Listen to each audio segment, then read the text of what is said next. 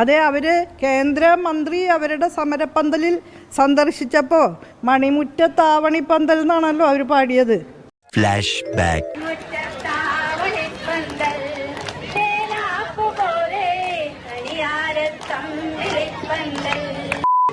അതൊക്കെ ഓരോരുത്തർ എന്നെ കൊണ്ടുവന്ന് ഇങ്ങനെ കാണിക്കും.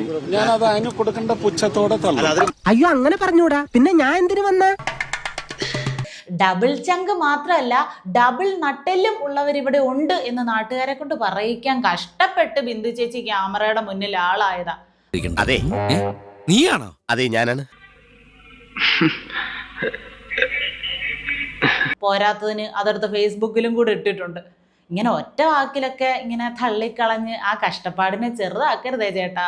അല്ല പിന്നെന്താ ഞാനിതൊക്കെ ചെയ്യാൻ കാരണം? എന്റെ മനുഷ്യത്വം, വേറെ മനുഷ്യത്വം. ഒരു കേന്ദ്രമന്ത്രി അവിടെ ചെല്ലുമ്പോൾ അദ്ദേഹത്തിന് കൂടെ പാട്ടുപാടും ഡാൻസ് ചെയ്യും എല്ലാവരും ചെയ്യേണ്ടത്. 2 കഥകളി പദം അവിടെ ഇരുന്ന് ആടിയിരുന്നെങ്കിൽ ബിന്ദു ചേച്ചിക്ക് ഇത്രയും വിഷമം വരില്ലായിരുന്നു.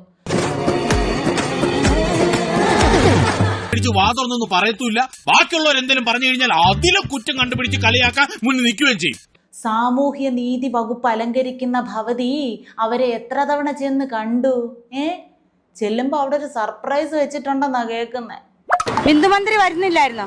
ഞങ്ങൾ പറയുമായിരുന്നു തുള്ളി തുള്ളി നടക്കുന്ന കള്ളിപ്പെണ്ണെന്ന് പാടുമായിരുന്നു. നമുക്ക് വേറെല്ലാം പറയാം. മന്ത്രിയാണ്, സംസ്ഥാനത്തെ മന്ത്രിയാണ്. ആയിക്കോട്ടെ എന്ന് അവർക്കും വേണ്ടേ ഒരു എന്റർടൈൻമെന്റ്. ഇതെല്ലാം ഒരു എന്റർടൈൻമെന്റ്.